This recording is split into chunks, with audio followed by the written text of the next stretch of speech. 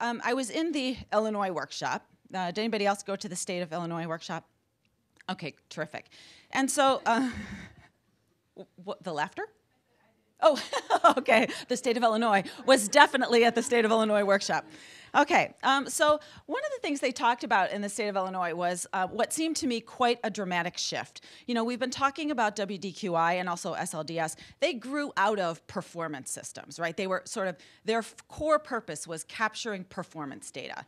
And what that meant was capturing the numbers of individuals who trained in a program, who then got jobs, and we knew about that 2 quarters later, and we knew something about what they made. And that was basically the extent of it.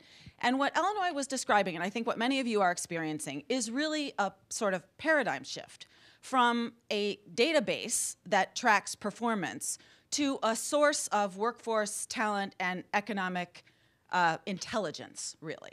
And so Illinois made this clear when they were describing in very specific terms what it makes possible for the state of Illinois.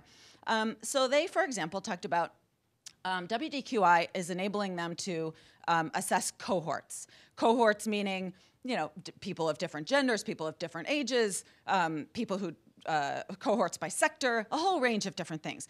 And this is fundamentally different than the kind of thing you do when you track individuals in individual programs and track their performance, right? And so they talked about sort of the importance of this, and they revealed some of the insights they'd had. For example, it turns out, and this isn't going to be a surprise to anybody, but it doesn't always follow in program terms until you have evidence. That's why we're all aiming toward evidence-based program. But you know, they figured out, well, it turns out that if you train older workers in nursing, they don't really recapture their earnings because so much of nursing salaries are tied to experience, right? So if you're an older worker and you are certified in nursing, it's unlikely that you're going to capture the gains that someone younger might. So they proved this in data terms. The other thing they found was that the gains from the program continue over time. And it turns out this is getting very close to that ROI that we're always talking about and never quite get to.